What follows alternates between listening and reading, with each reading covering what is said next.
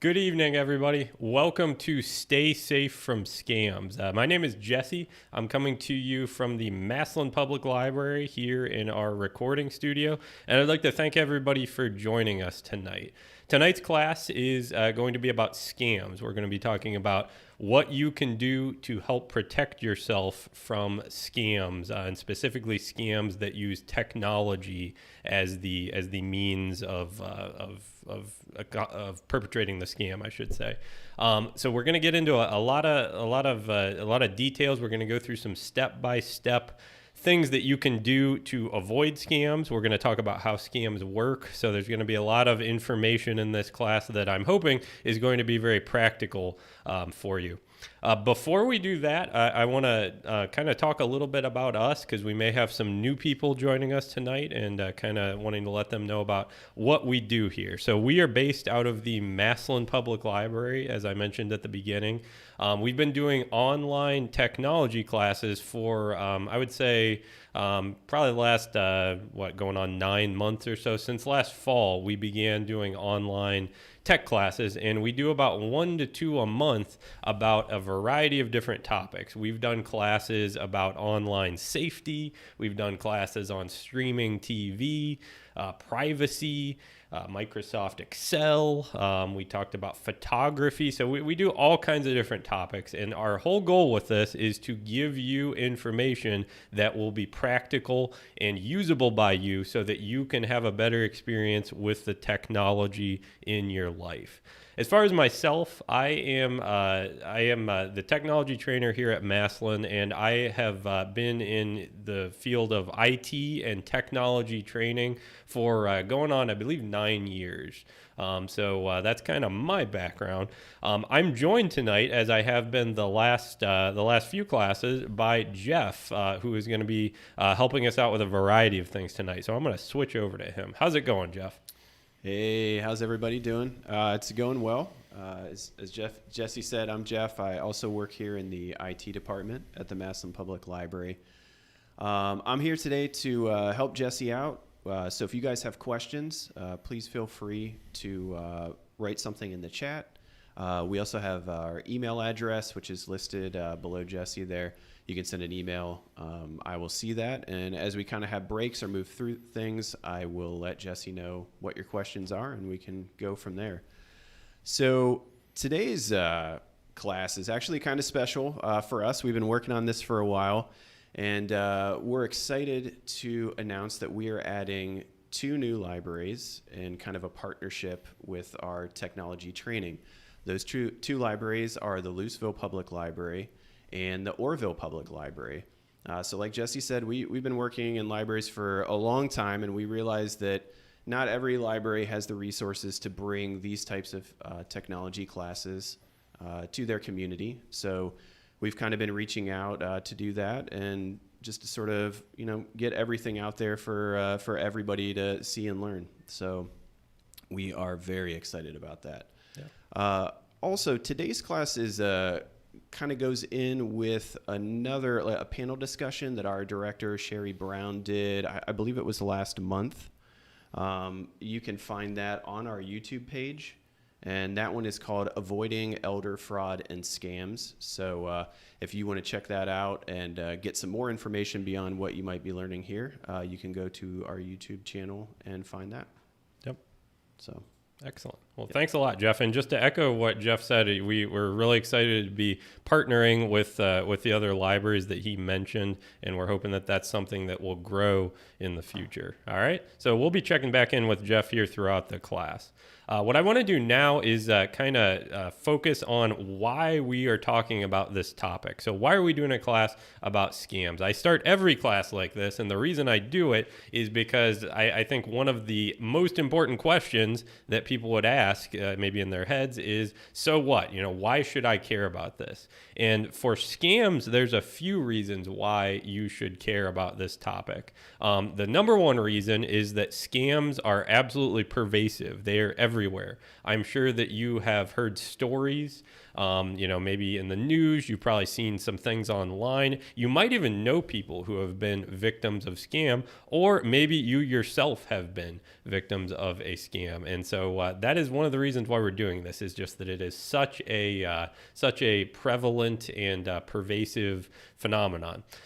Most scams are perpetrated using technology. So, that is definitely true of scams within the last 10 to 15 years. I mean, they are actually in a lot of cases preying on people who maybe are not as familiar with technology, and they're kind of exploiting that to get money out of them, or to do harm to these people. And honestly, someone you care about could be affected by this, and as I said before, maybe they already have been, but if they haven't been, it could happen in the future. And the whole goal of this class is to hopefully help you avoid that from ever happening. The purpose of this class is to teach you how to protect yourself from scams. So we're going to go through just some simple things that you can do to avoid scams in the future. Or if you are a victim of a scam, we're going to be talking about ways that you can kind of get yourself out of that situation. This class is geared towards tech novices who want to learn how to avoid scams. So we're definitely targeting beginners for this class. We are also going to be targeting people who have family or friends who could be vulnerable to scams. So maybe you are not the person who thinks of yourself as vulnerable, but maybe you know someone, or someone you care about is. This class should give you some information that you can maybe take and either tell that person, or just kind of keep an eye out on them to watch out if they fall prey to a scam. We're going to focus on three things in tonight's class. We're going to start by focusing on the anatomy of a scam, and we're going to look at how scams work. There's a lot of common things that happen in a typical scam, and so we're going to kind of go through those.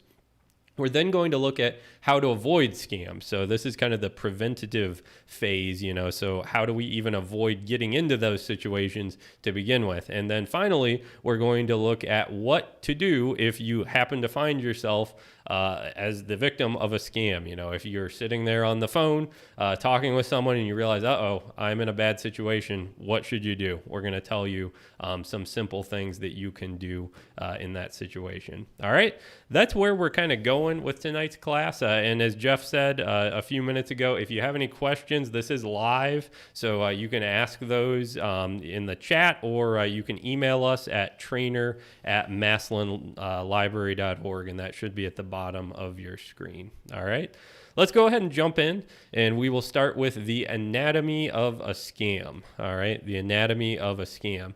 My purpose in this part of the class is to kind of go through the common, you could call it like the playbook of a scammer. So what are the things that 99% of scammers are going to try to do in order to scam you? And the goal of this is for you to understand it a little better, so you know what to look out for, so you don't fall prey to those schemes in the future.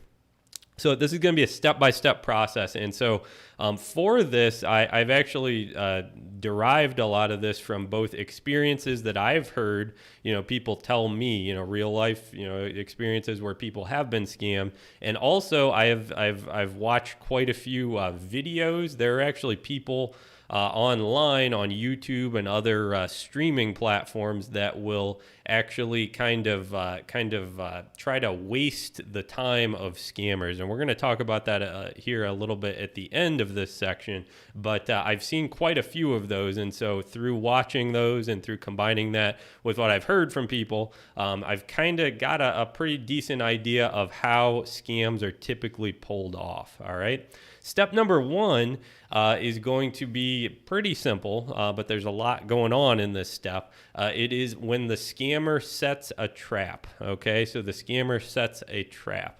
This trap could be a number of different things. As we've talked about before, we're kind of interested in the technology specific piece of this. And that's actually where most scammers are going to set their trap. They're going to be using your computer. Maybe you will see a pop-up window when you're browsing the web. Maybe you will see something in your email. You'll get maybe a fake email come through, but it looks real. You could also get a phone call. from someone. So the phone has been a common kind of medium for people to try to scam someone. So it could be any of those different places. So, but you will fall unwittingly into the trap of a scammer. And at this point, you haven't really done anything yet, right? Like you've just kind of stumbled into something. Step two is where things start to get a little more risky, and this is because you make a decision, or the victim of the scam makes a decision. They decide to either initiate or sustain contact with the scammer. Initiate or sustain contact with the scammer. So what do I mean by this? So initiate would be you actually kind of reach out to the scammer. So for instance, if you are online and you see a pop-up and it says you have a virus, but you can call this number and Microsoft will help you. If you call that number, that's you initiating, contact with the scammer. Sustaining contact, on the other hand, what I was meaning by that is if you are contacted by the scammer yourself. So it could be one of those situations where you receive a phone call from the scammer. As long as you stay on the phone and decide to remain in that conversation, you are making an active choice to play along with the scammer. Now, you don't know it at that point, but you're actually kind of, it's your choice. And so that's kind of the deceptive part of this, is that it's something that you're doing and you think, well, this is okay. I'm just having a conversation with tech support. Or you think, this is okay, I just called this number that I found. But in reality, you are kind of going further and further into that trap that the scammer set. Step number 3 is the victim provides the scammer with remote access to their computer. Okay, remote access to their computer. So what do I mean by that? Remote access would be using special software to give the scammer control of your computer, to give them the ability to not only see what's on your computer, but also to do things on your computer. And this step 3 is kind of where you are crossing the Rubicon, so to speak, right? So you're kind of crossing a line here, and you're putting yourself in a really dangerous spot. Once you give a scammer control of your computer, they can do pretty much whatever they want. Frequently, they will try to kind of deceive you even further once they have done this. But this giving access to the scammer is kind of when you invite them in. You open the door, and they are going to come in, and then they are going to try to exploit you. Step number 4 is where the scammer convinces the victim that a serious problem exists. And they have a variety of means of doing this. So once they're in, they can kind of take advantage of, maybe if you're not as familiar with the computer, they can take advantage of that, and they can show you things on your computer that will not even be legitimate. So an example of that I'm going to show you is something called the command prompt. So I'm going to switch my screen here. You will often see a scammer use something like this, and they will say, they'll run some commands. For instance, something like this, and they will look at this, and they will kind of pull up something, and they'll say, see here, you have a problem, and luckily you called us. But they will kind of scare you with technical looking stuff. Another thing that's going to be very common is they will open up a browser. So let's say that you were on a website. Let's just go to like Amazon.com, and they will open up the developer tools in the browser, and there's a special key you can hit to do that. They know how to do this, and they can actually change things on your computer. So for example, let's see if I can just quickly find this. Sometimes these sites are very, there's a lot going on in there. Let me do this, and let's say I wanted to make this say something else, right? So I go there, and then I will change this to say, hello, John. You see that? So that's very small, but I was able to change what displayed in your browser just by using the built-in developer tools. Okay, so this is one common thing that scammers will do, and so they're deceiving you at this point, right? But you don't know it. Probably you don't know it, and if you do know it, you're probably going to be getting off the call right now, right? But their whole goal is to convince you that a serious problem exists. Common things that they'll do is they will go to something like your bank account and they will make it look like you have given them maybe you were refunded money, but it was too big of a refund, or maybe there was a charge that was made, and then they're going to try to help you with that. They will make it look like maybe you have done something wrong, and then you're even in a better state for them to exploit. Step number 5 involves them offering to help the victim in exchange for money.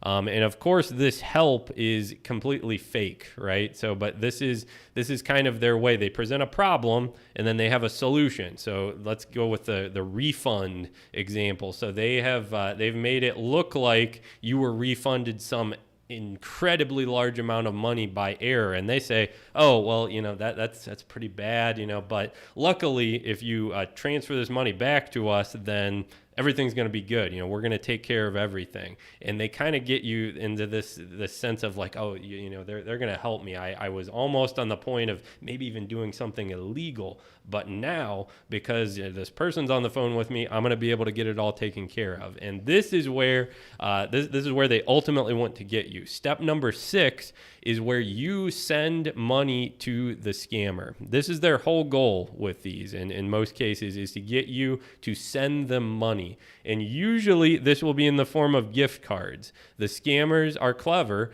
and they know that if you were to transfer money to a bank account or something like that, that can be traced. But gift cards, that often maybe would be a little harder to trace, and you can just give them the codes on the gift cards, and maybe there is literally no link between them and you at that point. But they will oftentimes convince someone to go out to the store, and they'll say, we need $3,000 worth of gift cards for Walmart, and then you'll go up to the counter with those $3,000 worth of gift cards, and then you'll give them the codes on there, and then you'll probably never hear from these people again because they have just stolen $3,000 from you. So this is kind of how a lot of scams work. I mean, scams can have different details, but this is the general outline that they all follow. There's a trap. You actually decide to go into the trap, or you kind of remain on the phone. They get access to your computer. Then they convince you there's a problem. They offer to help. And then finally, you send them money. It's a very, very simple kind of playbook, so to speak, but it's something that obviously is very effective because they continue to do it, and people do fall for it. And the whole goal of this class is to get you to a point where you don't fall for it and where you can help others that not fall for it. What I want to do now is to go over to Jeff, and I believe Jeff had a bit to add about this section, if I recall, specifically maybe about the gift cards. Is that correct, Jeff? Yeah, I had just this is an odd anecdotal story. So last weekend, I went to CVS to purchase something, and we're standing in line, and the person in front of us was buying some gift cards as like Father's Day gifts. And the clerk asked that person for identification, and then he said, you're going to see some stuff on the screen, and you have to go ahead and okay it. And I believe she asked, well, why? And he said, well, it's to help with scams. We have so many people coming in here and purchasing gift cards that we have started implementing these rules to at least make people think about it ahead of time. And I was kind of blown away. I mean, that tells you how prevalent the gift card thing is when businesses are actually now creating ways to make the consumer aware of it. So yeah, that's a real world thing that I thought was really interesting. And when I looked it up, it did confirm on CVS's website. And it also says on there that they will not let you buy more than $2,000 worth of cards in a single day. So while, I mean, $2,000 is still a lot of money, but at least there is at least some form of limit on it. Right. So. Yeah. Yeah, very good. And that, I think they're doing that because, like you said, it's just such a common thing that's happening. So Right. That's definitely encouraging to Yeah, hear. other stores might be doing that too, but that just happened to me while I happened to be at CVS. So. Yeah. Awesome. Did we get any questions during that section, Jeff? We have no questions so far. Okay. Awesome. All right. Well, let's keep on going then.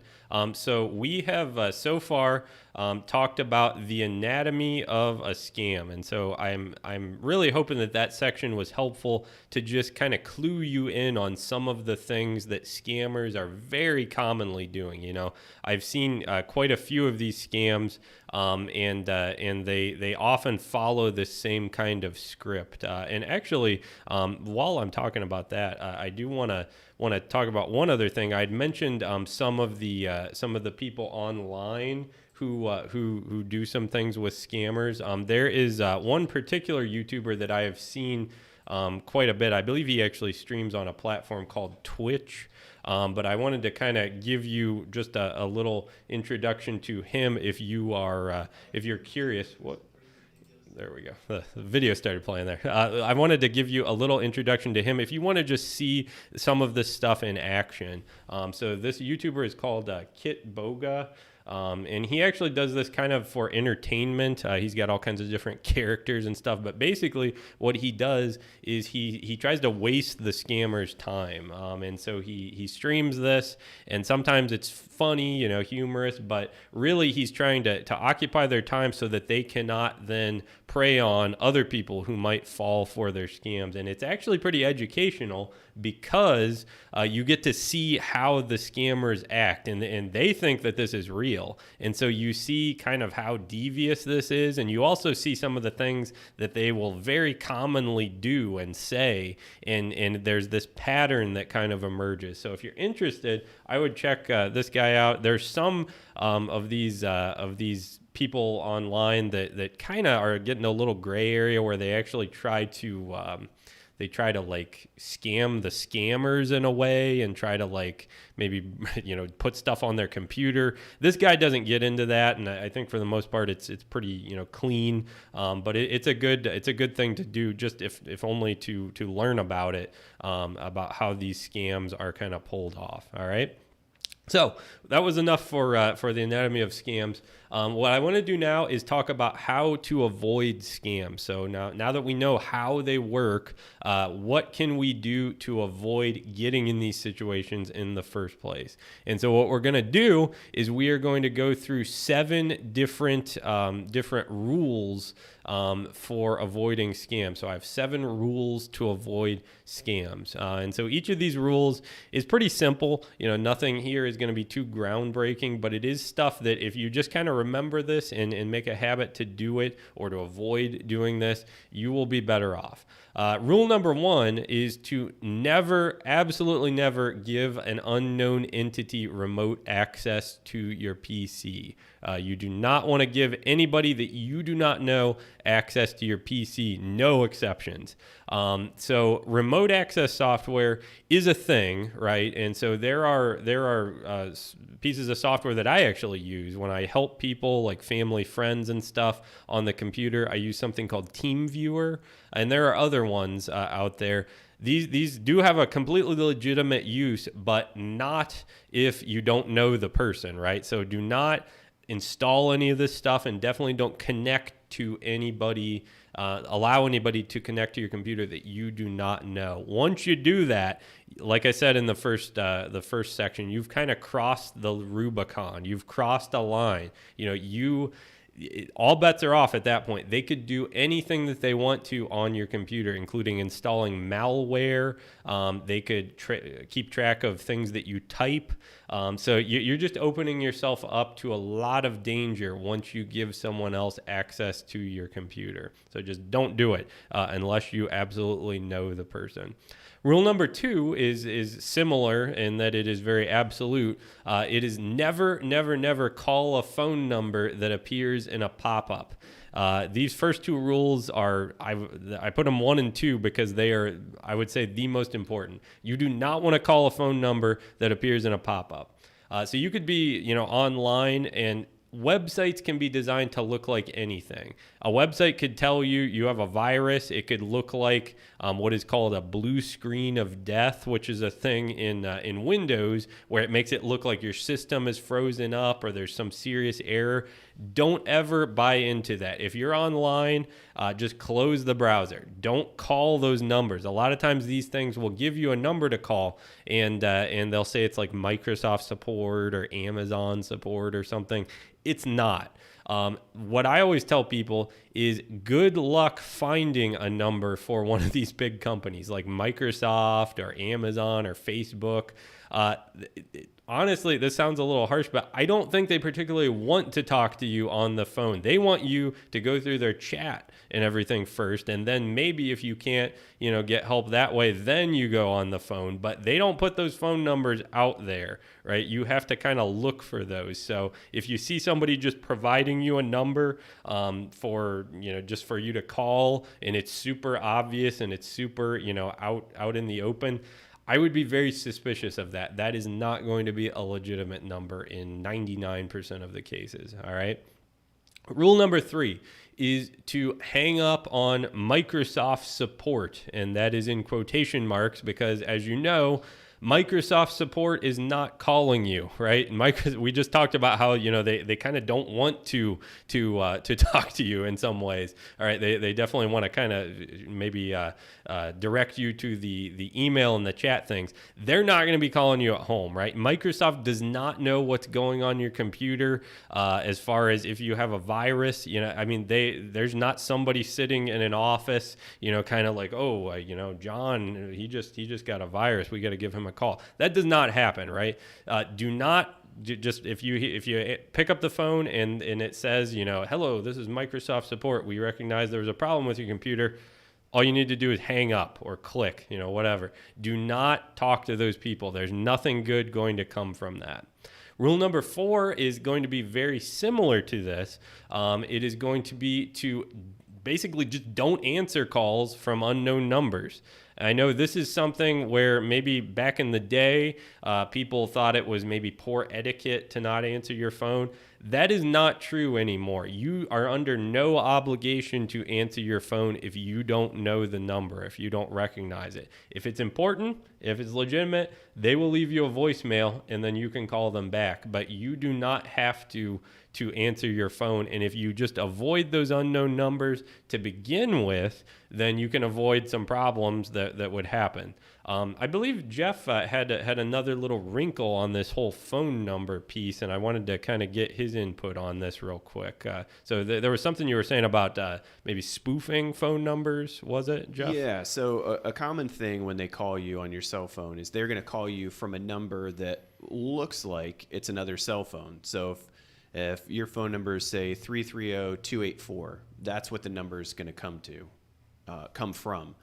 And so what it is it's tricking you into thinking that this is a legit person. And funny story that I've had before is I have actually gotten a voicemail from a gentleman who was not very polite with me, asking why I was calling and trying to scam him. And I don't think that he realized that the number they spoofed was, in fact, my number. So that is another thing to look out for. One is you could get a call from a number that looks very similar. And 2, if you do and they don't leave a message, do not call that number back, and leave a nasty message, because I'm going to say most of the time it's not that person who is actually calling you. Mm-hmm. Yeah. And that's a very good point. And it is a good example of how they kind of get you off balance, or like it's like, oh, I know this person, or maybe it's even my number somehow. And it just is all there to confuse you. So yeah, I'm glad you mentioned that, Jeff. So rule number 5, in keeping along with these 7 rules, rule number 5 is to learn to distinguish between real and fake emails. Okay, real and fake emails. We need to know how to distinguish between what is actually a legitimate email and what isn't. I have a resource that I want to share with you that will hopefully help you to start develop this kind of intuition or sense for what is a real email and what isn't. And this is actually something that is provided by Google online. It is a phishing quiz. Phishing, as you may know, is a term. It's phishing with a PH. It's kind of a term for what we're talking about, where you have these fraudulent emails or things like that are sent your way and that are designed to kind of get you to fall for some kind of trap. So I'm going to switch over here and show you this. So the URL for this is phishingquiz.withgoogle.com, and this is associated with Google. They have Jigsaw, it looks like, is the subsidiary of Google that did this. So if we click take the quiz, they want to name an email, but they're not going to use this for anything. It's just to make this more realistic. So what I'm going to do is just type in, a fake name here, and then we'll do a fake email, and then we will get started. All right. And then this is just going to be a series of 8 things, 8 examples that they're going to go through that will hopefully show you what is in fact a phishing or a non-legitimate email. And so this first one is from someone called Luke Johnson, right? And we can see that email up there. And then they've shared a document with us. Now, if you were kind of being, you were in a rush, you might just click on this immediately. But what I want to encourage you to do is to stop and take a second before you click on things and just hover your mouse over the link. At the bottom of the screen, I know it's kind of small. I'm going to take it away and put it back, but you can see there's a little example of where that URL is going to take you. And so in this case, that URL is going to take us to http://drive-google.com. And then there's more to it. But what I want you to kind of keep in mind is that is not actually Google's website. Google's website is google.com, and they have other ones, gmail.com and other things. But this is not google.com. This looks a lot like google.com, though. So what I would say is this is a phishing email. So I'm going to click phishing here, and they say that is correct. This is a phishing email. And it's a lookalike URL, and they will show you, you can mouse over and see that. So let's do a couple more of these.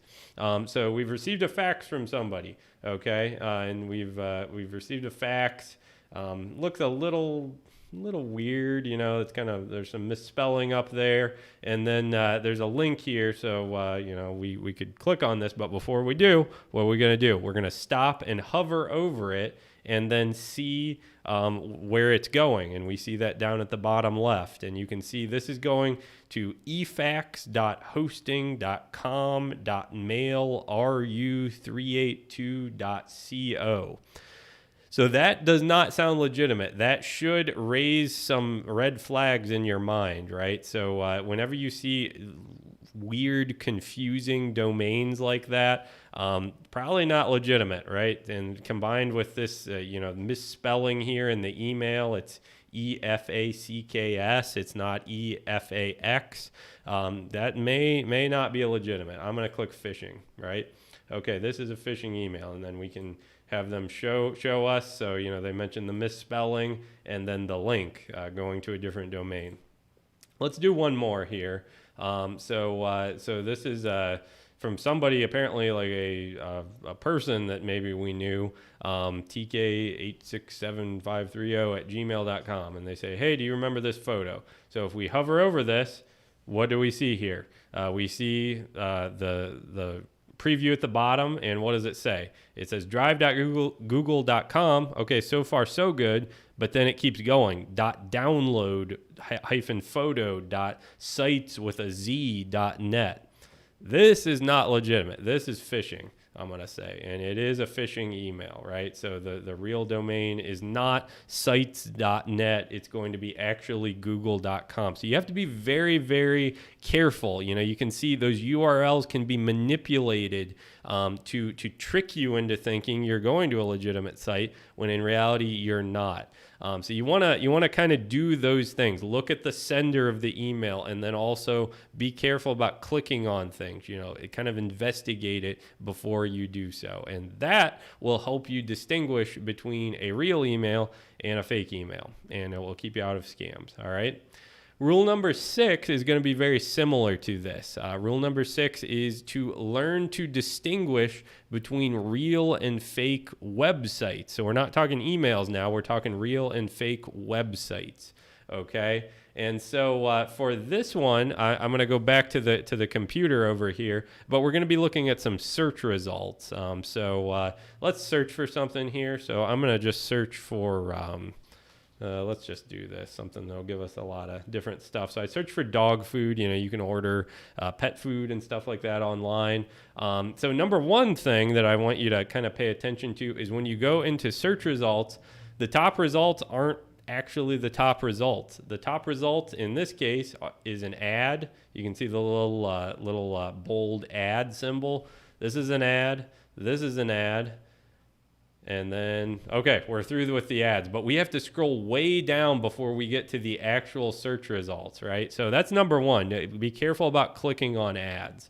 Number 2 is to do the same thing that we've already been doing, right? Which is to check out the links. If you're in search results, check out where it says it's going here. And you can even do the same thing where you hover over and look in the bottom left. And that will kind of maybe prevent you from getting on sites that could be malicious and that could be one of those scamming traps that we talked about before. And so you can do all kinds of things like that. You can also be careful about ads on websites. So, on websites, this one probably isn't going to have a lot of ads because this is actually like a store, right? But if we were going, let me actually do something here. I'm going to try to download software. There's a piece of software called VLC. We use it here, but there's a lot of like fake sites so I won't say I shouldn't say fake sites. So I think Softonic is actually a legitimate site, but if we go to this site, we're going to see a lot of ads here, right? So we see buttons here that we can press, but these are advertisements, and if you notice, they are listed as such. But sites can be very confusing, and so if you happen to be on a site like this, make sure you're not clicking on ads, because if you do, you don't know where you're going to end up, and it could open up one of those, kind of traps that a scammer has set, and then it's going to say you have a virus, and then you're going to, it's going to ask you to call a number, and then we're into that whole kind of situation, right? So that's one thing that you need to do as well. Distinguish between real and fake websites and avoid clicking on things that might take you to some of these fake websites. Rule number 7 is going to be quite simply, when in doubt, ask someone. When in doubt, ask someone. And this one is maybe a little more psychological than some of the other ones. The other ones are more like, the software and using the internet and email and stuff. This one kind of gets into your mindset. A lot of times, the people who are targeted for scams are going to be people who are not that confident with their technology skills, right? It could be people who have not used technology. Maybe they're just getting started and it's overwhelming. And so those people can sometimes feel a little maybe ashamed or embarrassed. And so they get tired of asking people and they don't want to bother their family. And so they're just going to try to do it on their own, right? And that can be good, right? You can learn a lot on your own. But the issue is when you get in these situations, scammers take advantage of that. They will actually tell you things like, don't call anybody because this is a super important thing, and it's actually, you might get in trouble if you call somebody. And they try to prey on that, or they try to exploit that kind of fear. And I want to just really, really reiterate to you, you do not have anything to be ashamed about of it as far as asking questions. I would, find somebody in your family that you can ask questions, and never be afraid to ask them a question. Some of these scams can be avoided even if they're in progress simply by calling someone and saying, hey, does this sound right? And they might say, oh no, what are you doing? I'll be right over there. I've heard of situations like that where someone has kind of come over and actually prevented anything bad from happening. So always, just be willing to ask questions from people that you trust. They can help keep you out of these bad situations. And that goes the other way too. If you are maybe one of the people and you have someone in your life that is not familiar with technology, don't be, don't get impatient with them. If they call you, just always try to answer their questions and help them grow, because you could be the person that prevents them from falling for a scam. All right. That's about it for how to avoid scams for this part of the class, not for the whole class. We still have another section to go. I want to check in with Jeff again and just see if he has anything that he'd like to add, or if we had any questions that came up while I was talking. Yeah, we do actually have some really good questions here. Awesome. So first one is, I am on the do not call list. Why do I keep getting calls? That's such a good question. That's a great one. Yeah. Yeah. And maybe you have some things that you could say for this, Jeff. So I am a little bit familiar with the do not call list. I mean, it does seem kind of imperfect to me. Like, I know you can get on it, but then I think that would probably require the people who are calling you to be recognized as maybe telemarketers. And maybe that is something that is hard to kind of stay on top of, if you kind of get what I'm saying. So yeah, I don't know that is going to be a surefire way to avoid a lot of this stuff. Just like, a similar thing could be said for email. You can mark things as spam all you want, but the spammers are always going to have other, avenues. They're going to create a new email account to spam you with. So that's kind of my thinking on that. Did you have anything you wanted to add, Jeff? Yeah, I mean, I think over the years, the spammer technology has just gotten better. So, I mean, they're doing scam calls from legitimate numbers. We've already discussed that they're using local numbers that I think a lot of the do not call list just isn't checking. I know now there's some of the telecoms, T-Mobile for sure, I know has a thing called Scam Shield, where like part of it is free, and then I think you can pay for like some extra stuff. So we actually have that with our T-Mobile plan, but you're still getting scam calls that are coming through. I just, like you were saying, I don't think there's any perfect system that's ever going to stop that from coming through. Right. So question number 2. My mom gets calls, and of course it's a scam, and she knows it. She leaves the phone off the hook and walks away. Is this a good or bad thing? She thinks she's tying up their line. I like that. I actually kind of like this, man. Yeah.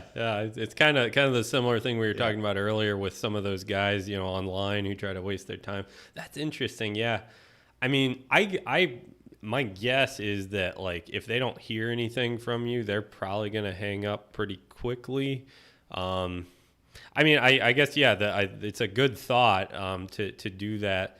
The only thing I'd maybe be concerned about is if, maybe they get back on the phone, after a while. And then the thing, I guess, regardless, the thing I would try to encourage people to not do is I would avoid engaging with these people. There are people who do that and they try to tie them up and everything. I would not put somebody who is maybe not as familiar with things or not as familiar with technology in that situation, because I would be afraid about them maybe getting talked into something. So that's my only thought on that. But I think that's their heart is right. It sounds like, to try to maybe save some other people from falling prey to these same scammers. That's my thought on that anyway. Next question here. Is it true if you have a chip credit card, people can secretly walk by you and scan your information off your card? Yeah, so I'll preface this by saying that this is not something that I have like a lot of expertise in, but I do know that the whole RFID thing is a legitimate concern, and a lot of wallets are developed nowadays to block the RFID signals from being able to go. So the thing I don't know is that necessarily tied to the chip? I don't know, Jeff, if you have any insight onto that. Yeah, I don't know. I'm not as sure on that either. I don't know if they have a device and they have to be within a distance of you, or if it doesn't matter. I'm not. I haven't read up on that as much. Right. The thing with, so while we're talking about credit cards, the thing that I absolutely do know, and I understand how it would work, is the use of skimmers. So they're called skimmers. So I've heard it said that, like, if you're at a gas station or anywhere where there's like a publicly accessible card reader, you want to make sure that there's not a little device attached onto the end of that could just skim the number. So like when you slide your card through, it could easily pick up all that information. And I know that's legitimately like a thing. So yeah, you definitely want to be careful with the credit cards. And I do have a wallet that does do the RFID protection. So I think that can only be a good thing as far as preventing some of that. And final question here is, should you avoid answering calls on caller ID that do not identify themselves? Yeah, so I think that was rule 5 or something. So yeah, I definitely would encourage you to do that, to not answer calls that don't identify themselves. I think there's that fear, maybe that little fear of missing out, like, well, what if this is somebody I know and they need me? If it's somebody you know, they will leave you a voicemail. That's what I would always tell people. If it's important, they'll leave you a voicemail. You'll call them back. It'll be all good, right? And you'll get that voicemail right away in most cases. But those unknown numbers, or the numbers where they don't identify themselves, like, I just think you avoid a lot of problems by just not even picking up the phone, and especially like we were talking about earlier, if it's somebody that is maybe not familiar with technology, you want to just keep things as simple as possible. You don't want to introduce little avenues where maybe the scammer can get in. So I would just say don't even answer those at all. Any other questions? No, that's it. All right, very good. Well, thank you guys for all the questions. I really, really appreciate that. That makes the class a little more interesting, I think, when we hear from you guys. What we're going to do now is go to our final topic. So we have so far talked about the anatomy of a scam. We talked about the common things that a lot of scammers do to try to scam you, to try to take advantage of you. We then looked at how to avoid scams, and we had 7 rules that if you follow them, you should avoid most situations where scams are going to affect you. What we're going to do now is talk about what to do if you've been scammed. So if you are in a situation, maybe you're on the phone, maybe you're on the computer, and you realize, you have that sickening feeling and you're like, oh my goodness, this is a scam. This guy is not legitimate and I'm here on the phone with him. Or maybe I've given him access to my computer, or maybe I got those gift cards and I actually sent them in. So it's like, what do I do? How can I get out of this situation? I've got, I think, 6 things that I would recommend that you do in that situation.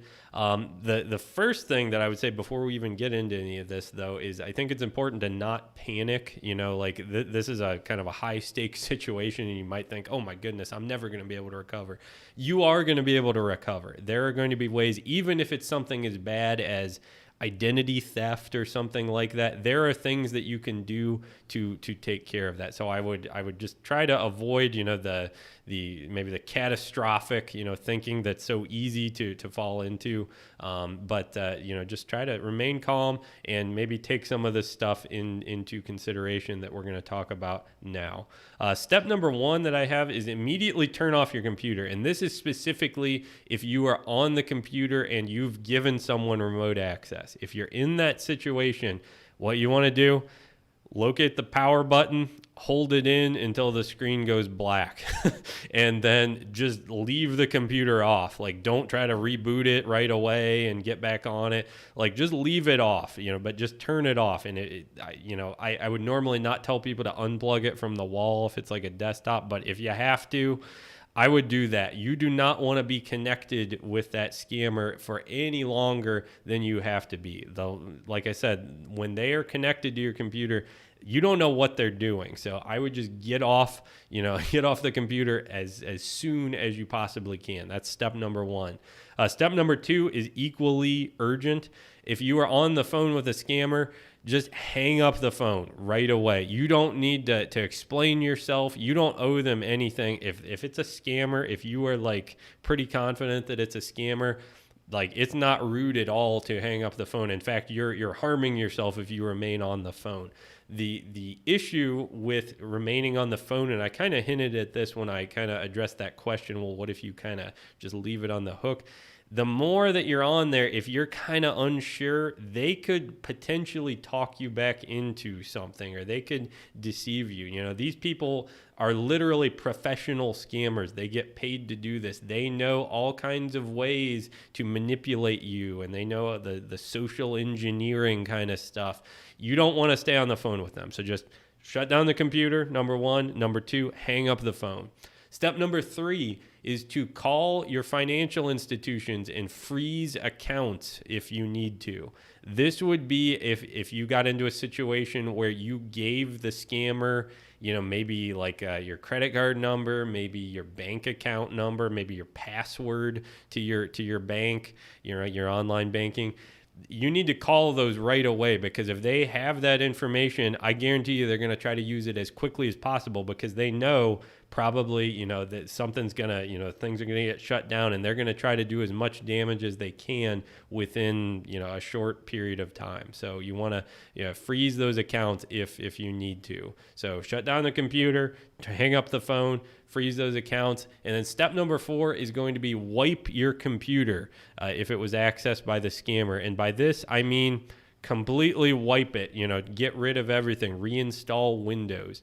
This is something you're probably going to need help with unless you're kind of familiar with this. So you might need to call somebody. You might even need to involve like a computer shop or something, a repair service, but you definitely need to wipe that computer. The issue is that if the scammer was connected to your machine, they could have installed whatever they wanted. They could install something that tracks your keystrokes, right? They could install some sort of spyware that kind of phones home and reports back. You just can't risk it. So it may sound a little extreme, but you are going to need to do that. So you're going to need to back up your stuff, maybe even run a virus scanner on your stuff, and then you're just going to need to wipe that machine. All right. So shut down the computer, hang up the phone, freeze those accounts. Number 4, what was number 4? Number 4 was wipe the computer. Right. That's the one we just did. Number 5, step number 5 is change the passwords for the affected accounts. Change those passwords. So any accounts that were involved in the scam. So if it was your Amazon account or your online banking account or your Facebook account, whatever it was, you're going to have to change those passwords like as soon as you can, and maybe do this on another computer while the other one is kind of out of commission, right? This does raise the whole thing of, if you are using the same password for all your accounts, you know, we've talked about that in previous classes as something you don't want to do. If you're doing that, you're going to have to change the password for all the accounts, because once the scammer knows, you know, your email and a password, they might try it on other sites. So you really kind of are going to have to just completely change everything if you're in that situation. So shut down the computer, hang up the phone. This is going to try my memory here to remember all these. So we're just going to skip to step number 6. Contact law enforcement if applicable. So if this is something where like a crime has been committed, and if it's a scam, it likely has gotten into criminal territory, you're going to want to contact law enforcement. In the program that Jeff mentioned, I believe there's some individuals there who work for law enforcement agencies who kind of maybe specialize in this. If you watch that video, you might get some tips or some things that they might be able to do. But you do want to contact them. I can't guarantee that they're going to be able to do anything. I've heard of situations where people have, you know, given gift cards to people, you know, large amounts of money, and they just simply couldn't. I don't think they could do anything at that point, but they might be able to do something, or you might be able to help maybe shut down this scamming operation, at least temporarily. So you want to call law enforcement. So those 6 steps that you can take, just shut down the computer, get off the phone, wipe the machine clean, change your passwords, just things like that you need to do in order to kind of extricate yourself from the situation, I guess you could say. Just get out of it. If you do those things, that will be your start, or your starting point for recovering from this scam. All right. So again, don't panic. Remain calm, do those things, call somebody that you trust and that can help you, and they can maybe guide you through that process a little bit as well. All right. Let's see if Jeff has anything to add to that, or if there were any other questions. Yeah. So we have a couple here. One is going back to kind of the gas station pump thing, and is it safe? And asking, is there a way to tell if there is a scamming device on it? So I've seen it before, but I just did a search for gas pump scammers just to see it again, and it was what I remembered. Usually they're like a piece of plastic, or they kind of look like the scanner that's already on the gas pump, because the fake one kind of goes over top of it. Right. So it makes it larger, or it looks similar. I think one of the ways you can tell is before you put your debit card in, if you kind of put your hand on the scanner, if you move it, something comes off. That's not good. So yeah, usually they look very much like what's already there. It may just make it seem larger. Right. Yep. So yeah, that's exactly what I was gonna say. So yeah. Yep. Okay. Then we had another one here that said, I had no idea how much money was on a gift card. I ended up putting my gift card number into a scam website. Oh, no. I didn't realize until after, and it stole my money. Stay safe. Oh, sorry. Yeah. Very sorry to hear that. And that's a good cautionary tale. That it is easy to fall for these scams. So, one thing we wanted to avoid with this class is we didn't want to act like we were making fun of anybody or making light of it, because it is a very serious thing, and it can happen to anybody. I've talked to people that said, like, I thought this was something that I needed to worry about for my parents, and it ended up being me that fell for the scam. So, it can happen to anybody. And if it does happen to you, I would don't try not to feel bad about it. Like, it's just, these guys are trying to deceive you, and they're very good at it. So, don't feel embarrassed about it. All right. So we'll go ahead and kind of finish up here. So we've gotten to a lot of stuff. Thank you guys for all the questions again. So in this class so far, we have talked about the anatomy of a scam, kind of how scams work. We talked about how to avoid scams, those 7 rules that you can follow. And then finally, in this last section, we talked about what to do if you've been scammed. So kind of the like emergency, like, what do I do? And there were 6 steps that you could take to sort of try to get things back to some semblance of normal and safe, right? So overall, I mean, as we were saying, kind of in response to that last question, I think that was kind of a good segue. These scams they're everywhere, and unfortunately they are very easy to fall for. This is not something, don't think that you're too smart or you're too tech savvy, that this is not going to be a problem for you, because it can be. And they are always developing new scams. Knowledge is ultimately the key to defending yourself. So even though these scams are everywhere, and even though they're really easy to fall for, if you arm yourself with knowledge, you will give yourself the best chance to avoid these scams. So what I want you to leave you with is just, if you take what we talked about in this class, put it into practice, share it with other people, share this video. We're actually keeping this video on YouTube because this is such an important topic, and this is something that hopefully people will be able to get something out of and maybe share with people that they care about. If you do that, I think you can avoid scams, maybe not entirely. And if you ever do find yourself in one of those situations, you'll know what to do, and it won't be so overwhelming. All right. So before we kind of sign off for tonight, I want to advertise a little bit about some of our upcoming classes. So we are going to be doing in-person classes again in August. So this is kind of a big announcement. We've been, kind of not able to do that for a while, but we are going to be offering in-person classes. So in July, we're only doing 1 class, and that is still an online class. It's going to be Video Recording Essentials, where we're going to talk about how to record record videos and kind of tell your story through videos. That's Wednesday, July 21st.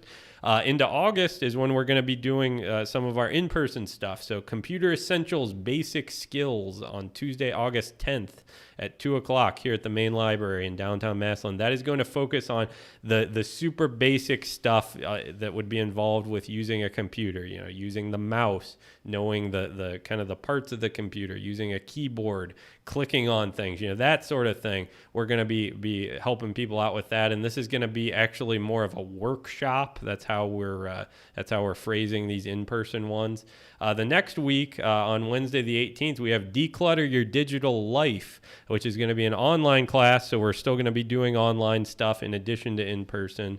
And that's going to be on YouTube. We're going to talk about how to clean up your digital belongings and kind of take control of the digital mess that can kind of develop.